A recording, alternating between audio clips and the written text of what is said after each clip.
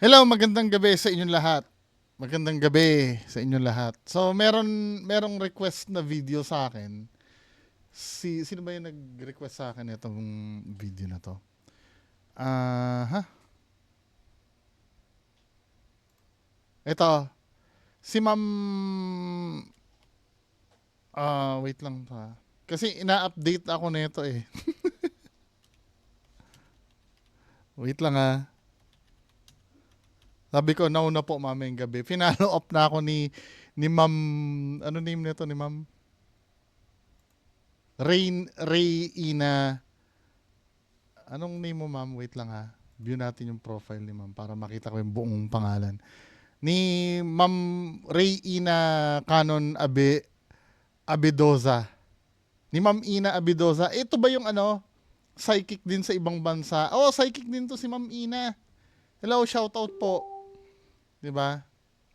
Tapos ito yung video na pinasa sa akin ni Ma'am Ina. So, ito kay Rudy Baldwin ano natin 'to. Sabi ni Ma'am Rudy Baldwin dito. Ako, isang visionary. Isa akong psychic. Lahat kayo lumapit sa akin. Hindi ako ang lumapit sa inyo para kayo magpapareading. Tama po ba tayo doon? Tama, pero nag-a-advertise ka eh. 'Di ba? Parang ganito 'yan, medyo sablay itong hindi, tapusin muna natin ano ba yung main issue na 'to? Huhusgahan niyo ako, manluloko? Manluloko si Madam Rudy kasi nagpabayad. Hmm. Scammer si Madam Rudy kasi may bayad. Kung ano nga pala ang gagawin ko, kumbaga, buong araw ako uupo, kayo kakausapin ko, wala akong makain, wala pa bayad sa kuryente, wala pa sa bayad. Kumbaga, magpakabayani ako, ganon. You take my time. Itong tao to, scammer? Anong patunay nyo? Alam nyo ba ang batas talaga? Alam nyo ba kung ano ang mangyayari sa inyo pag nagsishare, nagpo-post kayo? Ang mga tao dito mababait. Okay ang pakikisama nila sa akin. Kung kayo may problema, andyan yung number ng sekretary ko, tawagan nyo. Punta kayo sa harapan ko. Hindi yung sa social media kayo kuda ng kuda. Hindi, ganito 'yun sasagutin ko itong pinasa ni Ma'am Ina. Unahin muna natin yung unang sinabi niya.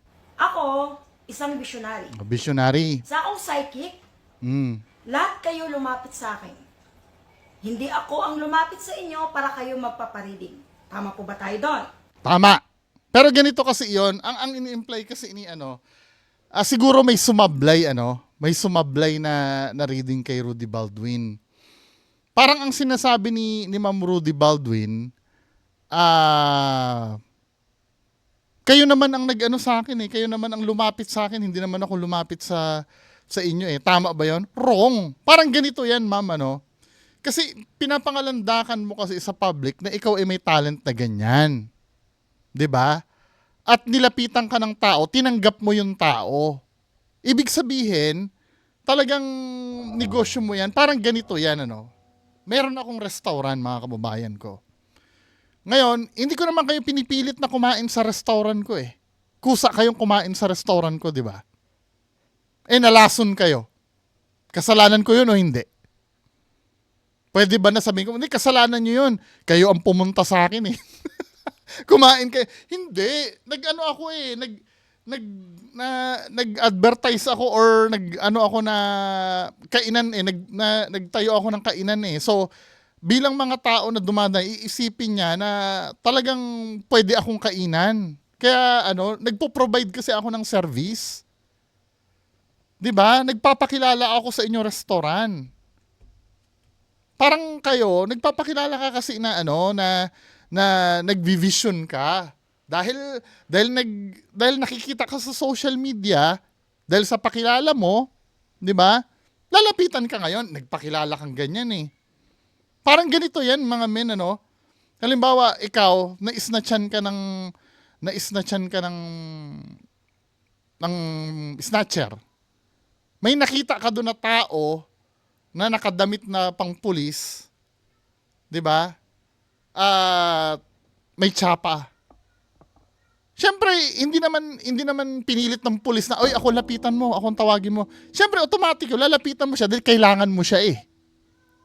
Doon sa service niya eh.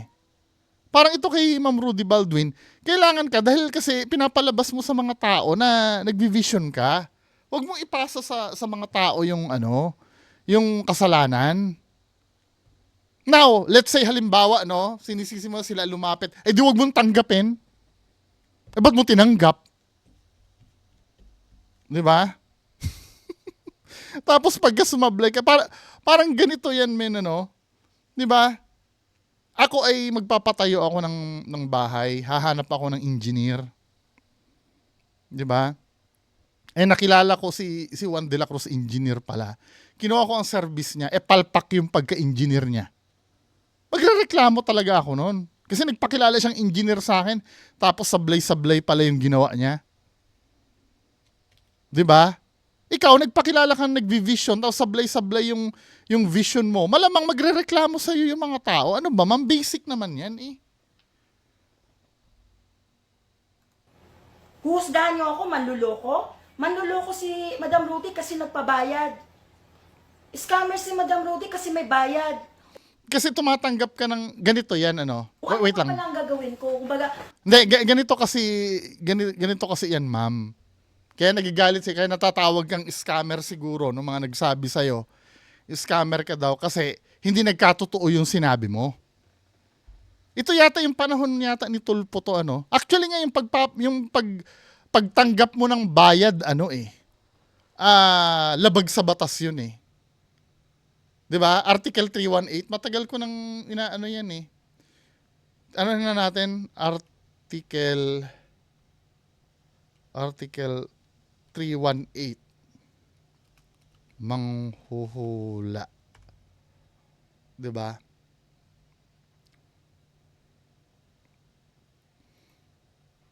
Article 318.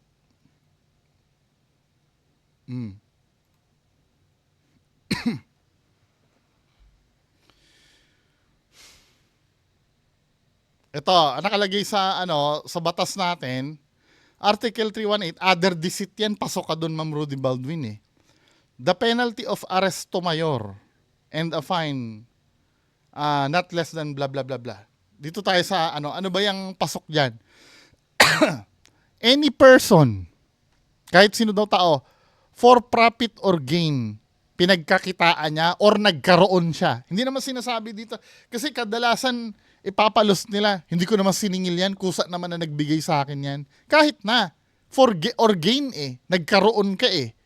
'Di ba? For profit, pinagkakitaan mo or nagkaroon ka, shall interpret dreams. Yung nag-i-interpret daw ng dreams. Make forecast. Tell fortunes. Panghuhula to or take advantage of the credulity of the public.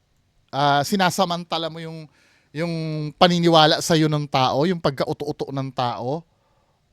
In any other similar manner, mga katulad nun. Kasama diyan yung pag-ghost hunting. Katulad nun yung pag-take advantage sa credulity pag namimeke ka ng video. Kasama yon. Shall suffer the penalty of arresto menor or a fine not exceeding 200 pesos. Pero updated na to, 50,000 na to ngayon eh. Ito ay 1930s pa, amended na ito. So yung 1930s kasi yan, malaki na kasi yung 200 nung araw. 'Di ba? Pero amended na to, 50,000 na ang multa niyan. Bawal nga yan eh. Tsaka may kulong yan, men. 'Di ba yung ginagawa mo? Under Article 318. 'Di ba? So, ano yun? Yung ginagawa mo, labag sa batas yan. Nagpapabayad ka eh. buong araw ako uupo, kayo kakausapin ko, wala akong makain, wala pa bayad sa kuryente, wala pa sa bayad. Yes. Wait I do understand that. I do understand that na wala kang pambayad. So, yan ang kinakabuhay mo. 'Di ba? Yung pagiging manghuhula mo. Pero sana, actually, hindi naman sisitahin yung paniningil mo kung hindi sablay yung hula mo eh. Kaya ka nasabi siguro ng scam dahil sumablay yung hula mo. Tapos sasabihin ng mga fanatic nito, ay hindi naman Diyos yan si Rudy Baldwin ba't nyo sisisihin? Yan ay lang. Hindi. Kung palulusutin nyo yan na tao din yan na nagkakamali, kung palulusutin nyo na gano'n, lahat tayo, kaya din naman natin manghula lahat Ay di maningil na rin pala ako. Kaya ko rin naman pala manghula. Kung wala din lang namang special dyan sa Rudy Baldwin na yan, kaparehas ko lang pala yan na nanghuhula din lang naman. Di ba? Ba't pa ako magbabayad? Eh sa akin libre, huhulaan ko lang kayo. Tapos wala naman sa consequence kung totoo o hindi dahil ako'y tao lang naman. Kadalasan yan ang dahilan eh. 'Di ba? Tao lang naman, nagkakamali din naman. Parang ganito yan Syempre pumunta ka sa restaurant, nakita mong may uod. Pag kukulang ng restaurant 'yon, binayaran mo 'yon to make sure na yung kakainin mo ay malinis. 'Di ba? Tapos sasabihin niyo sa akin, tao lang naman po kami dito, nagkakamali kami. Hindi. Ano mo yun pananagutan mo yun Parang ito, binayaran ka, kung ano yung sasabihin mo, yun dapat na magkakatotoo bilang isang manghuhula. 'Di ba? Dahil kung hindi magkakatotoo yan, at ipapalusot mo na tao lang tayo lahat, kahit sino, pwedeng gawin yung ginagawa mo. Walang special sa'yo kung ganun. 'Di ba? Magpakabayani ako, ganon. Kung ayaw mo ng ganyan, wag kang tumanggap ng kliyente, ba't tumatanggap ka? 'Di ba? You take my time. Itong tao to, scammer? Anong patunay nyo? Alam nyo ba ang batas talaga? Alam nyo ba kung ano ang mangyayari sa inyo pag nagsishare, nagpo-post kayo? Ang mga tao dito mababait. Okay ang pakikisama. Ano ba ang word na scam? Scam. Scam. Scam meaning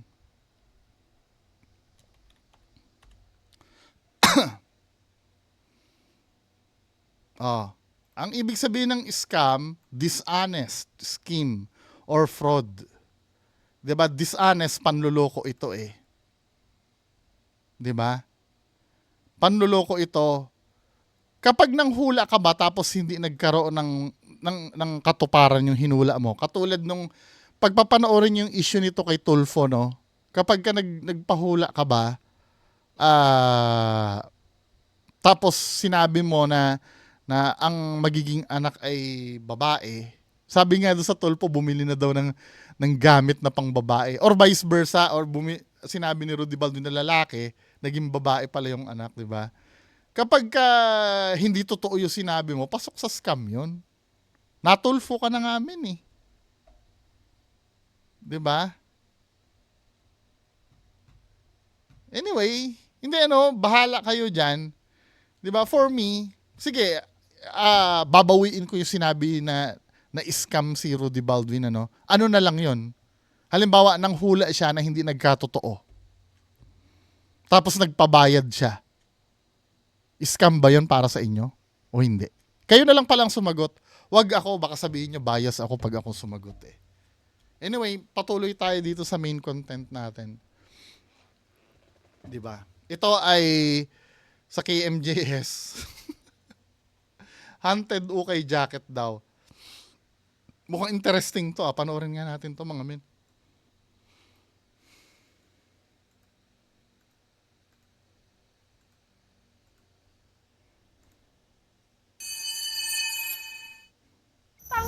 Tanggap na natin ang pagbili sa ukay-ukay.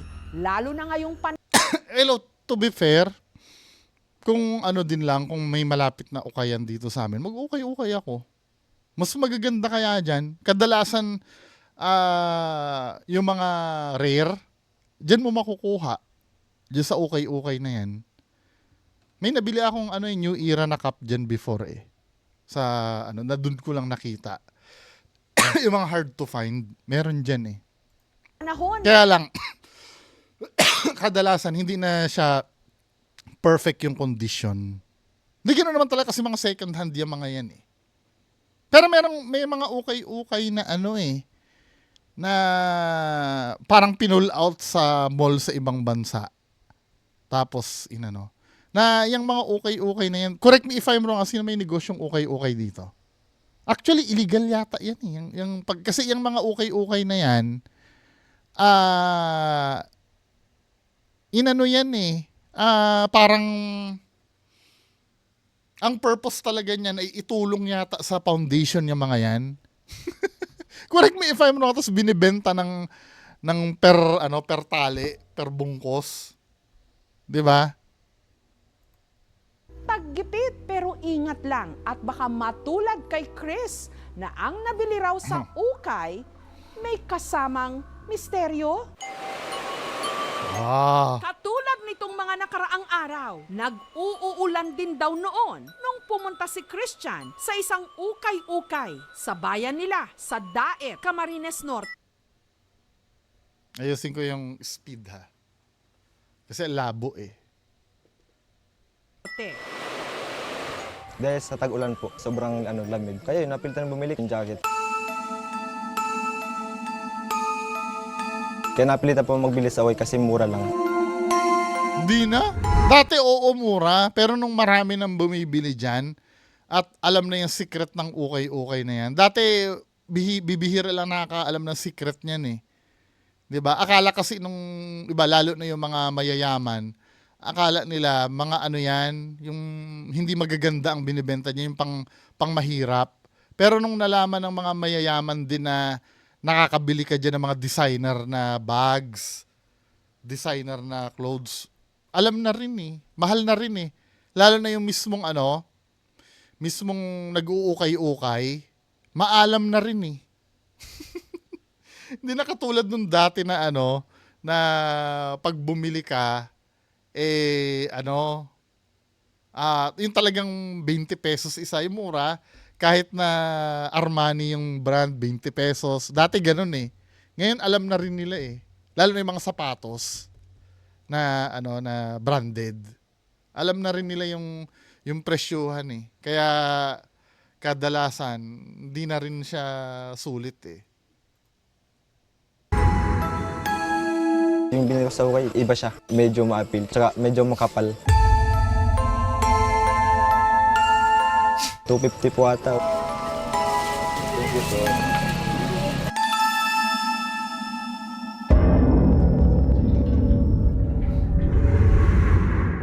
Yung unang suot ko po, medyo weird talaga eh. Medyo weird talaga. Pagkaramdam ko, medyo mabigat. Kasi alam mo naman po yung ibang jacket ng sa Away, mga galing po sa ibang tao eh. Kinagabihan, ang jacket na nabili ni Christian sa ukay-ukay, di umano nagsimula ng magparamdam. Pagkaramdam ko, nakayakap sa akin yung jacket. Gusto na sa akin. Kahit po di ko suot yung jacket ko, parang suot ko pa rin. Kahit nakasando lang po ako minsan, ang init pa rin.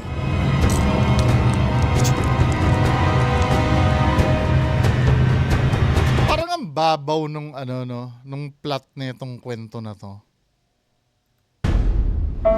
Dito na rin daw nagsimulang magkaproblema sa pagtulog si Christian. Kapag nasa kalagitnaan po, nag-init, inaano po naman ng bangungot.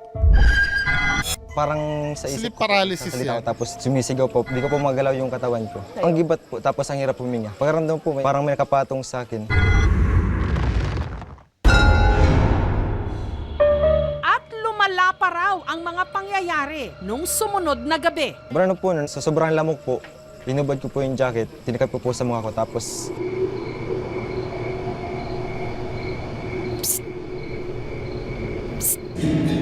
bigla po may nagsisit-sit na sa tinga ko. Ang ko lang dito, alam mo naman palang may nararamdaman ka na dyan sa jacket na yan. Bakit di mo pa dinispose, di ba? Ba't ginagamit mo pa rin? Siya rin ba yung nagre-reenact sa sarili niya? Pag tinatanong ko po nawawala, tsaka babalik ko po pagpatulog ko ulit, nasit-sit ulit. Wala. Tinatanggal ko na talaga, hindi ko na po binabalik ulit. Natawa daw kasi, pag di na po ako magising.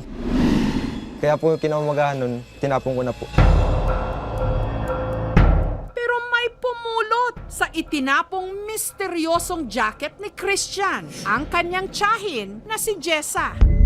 At siya man, meron din daw naramdamang kakaiba. Sa tuwing suot ko po talaga siya, parang may bumubulong sa akin na hubarin mo yan. Parang ayaw niya hong ipasuot. Parang gusto niya lang ipatago. Huwag niyong pakialaman yung akin. Parang ganun ho. Sa kabila ni Confirmation bias. Baka naman naikwento na sa'yo ng ng pinsan mo. O pinsan niya ba yon?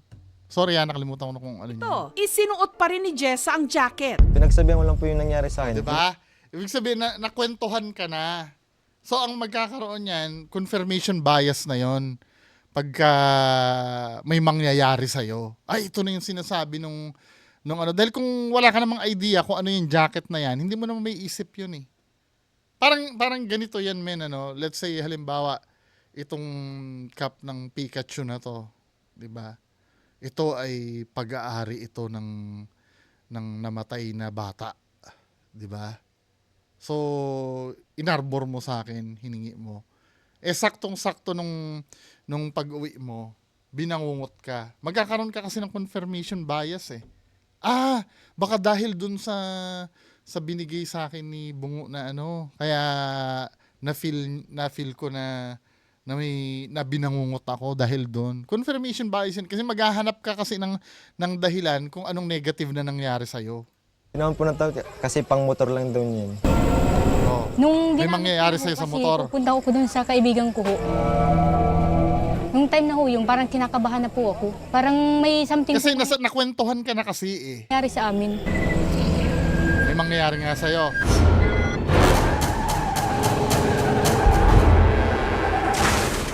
Yun na ho, na-aksidente ho kami. Diba? Bakit ganun? Wala naman tayo nasagasaan. Confirmation bias yan. Naman, Galit kayo sa akin. Di ba, ano yan, madalas yan mangyari kahit saan. Kasi nakwentuhan ka na eh. pali yung motor natin. Kung may mechanical error ang isang bihikulo o motorsiklo, syempre ma-aksidente po ito. May mga factors din kahit po nga na- minsan na ano eh, kahit nga minsan katulad yung sinasabi ni aling pulis ano, kahit na may factor na nga, i-ignore mo yon kasi nga napangunahan ka na ng confirmation bias, ipipilit mo pa rin, jacket pa rin yung may problema. 'Di ba? nakakaapekto tulad nung kalsada ay madulas, may mga buhangin, may mga bato, may slide po talaga siya. Kung Hindi, dahil sa jacket yun. yun, na nagdra-drive sila, syempre madilim, hindi po lahat ng bagay na nakikita ng ating mata Wala naman hong pwede ika-aksidente namin. Hindi. 'Di ba? So, ibig sabihin, hindi na ma-aksidente yung iba pagka hindi suot yung jacket mo. Ano yun? Naghanap ka na lang ng dahilan nun. Kasi po, yung lugar Kasi na yun, ito yung sinasabi ko sa inyo, no? Minsan, mas madaling may sisihin kaysa aminin mo sa sarili mo na, na ikaw ang may kasalanan. 'Di ba? Let's say, halimbawa, no? Ganyan na nangyari. Kahit na error mo na, nakaka-ano kasing aminin nyo na ikaw may kasalanan. Kaya kailangan may ituturo ka talagang iba. 'Di ba? Halimbawa, nagtayo ka ng negosyo, ano? Nalugi yung negosyo yung tinayo mo. Masakit kasi na aminin sa sarili mo na failure kang businessman. So, ang gagawin, hindi kasi naalala ko may sumumpa sa akin eh. Or may kumulam sa akin. Or may evil spirit dun sa inuupahan kong pwesto kaya minalas. 'Di ba? Mas gugustuhin kasi nating maghanap ng ibang sisisihin. pantay ho yung daan. Bakit nangyari yun? So, sabi ko, hindi ko alam. Pero po, kinakabahan na. Sabi ko, parang ho yun talagang jacket. Kinalaman ng jacket dun, 'di ba?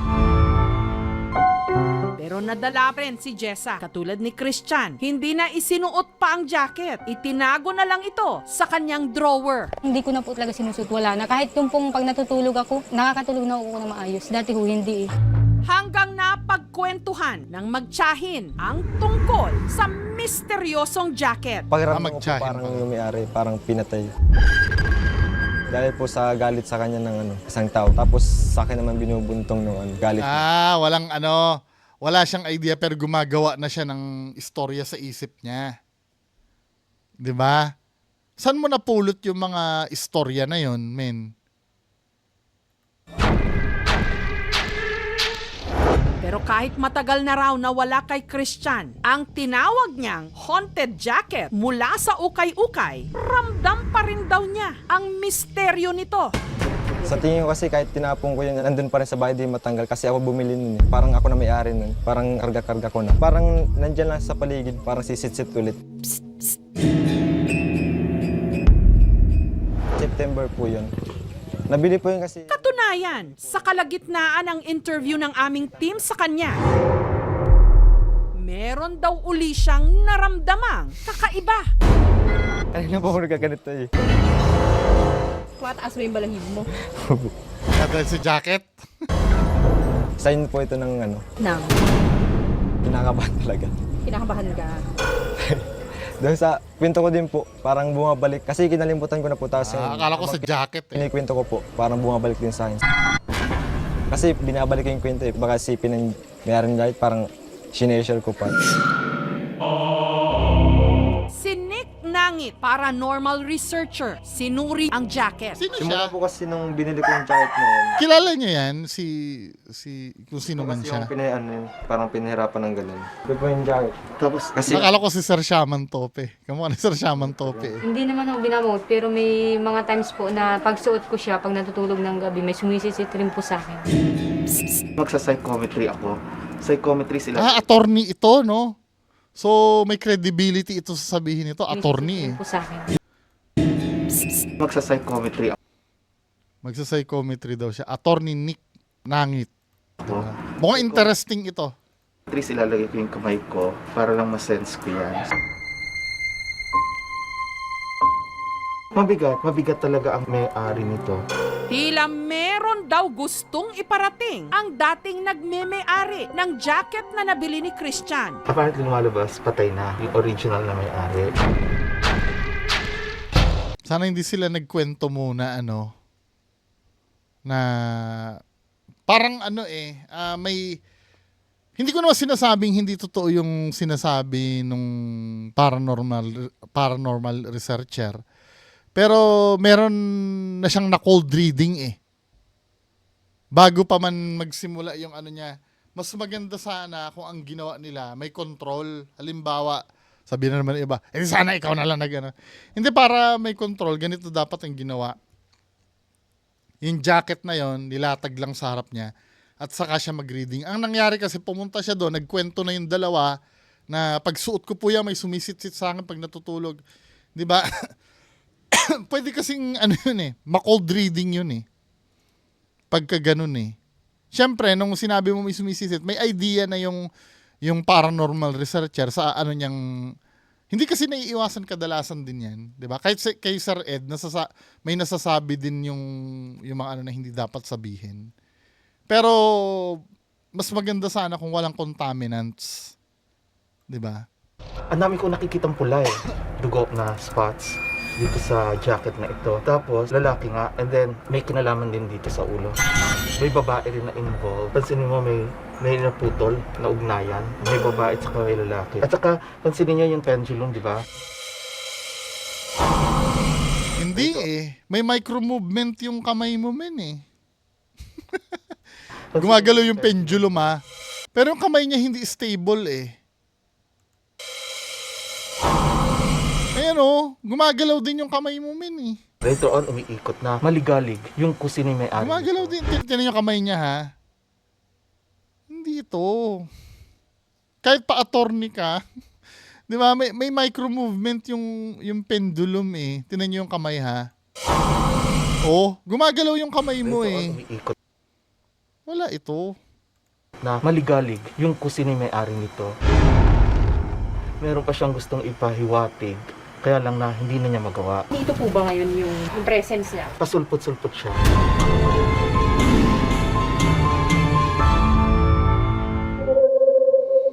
Paalala mga eksperto, siguro ding malinis ang mga bibilhing gamit, lalo na ngayong pandemya. Nung pandemic. Kasi yung mga damit na ganyan na nabibili sa ukay-ukay, pwede silang magkaroon ng mga virus. Marami ang alikabok, may bacteria. Sa panahon ngayon, since we are dealing with COVID, pwede rin na may COVID. Kailangan nating i-disinfect yung mga damit na ganito. Yung bangungot or kaya mga pancreatitis na paralysis. tinatawag, nagkakaroon talaga tayo ng problema dun sa pancreas, lalo na pag overeating. O kaya yung parang madami kang ininom na alcohol. Pero maaari din kasi nagkaroon lang siya ng bad dream. Nagkaroon lang siya ng sobrang pagod or stress. Walang ka-connect-connect talaga dun sa jacket na ginamit niya. Hindi, ganito na lang iisipin nyo. Di ba? Sa buong buhay ba nila, isang beses lang silang binangungot nung nagkaroon sila ng jacket? Or may bangungot sila dating naranasan na? Yun, pwede pa yon kung once niya lang naranasan yon nung nabili niya lang yung jacket.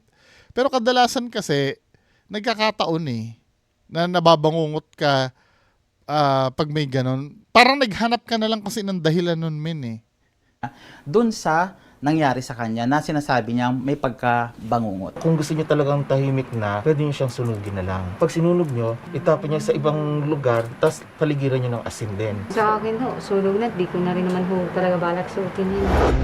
Nagpasya si Christian at si Jessa. Sayang ang 250. Sunugin na lang ang jacket. 150 pa naman yan, no?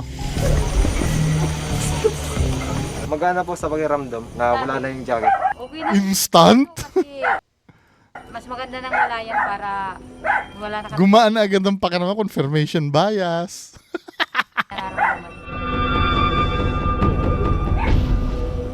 Wala akong na-remember sa Bible na mismong bagay yung kinapitan ng kaaway. Ang nangyayari, it creates fear. At kapag pinaniwalaan, yun yung sinasakyan ng kaaway. Kaya nagkakaroon ng ganong klaseng instance na pagpapakita ng demonyo. First and foremost, i-dedicate mo yung life mo kay God. Walang lugar yung darkness if there is the light of God.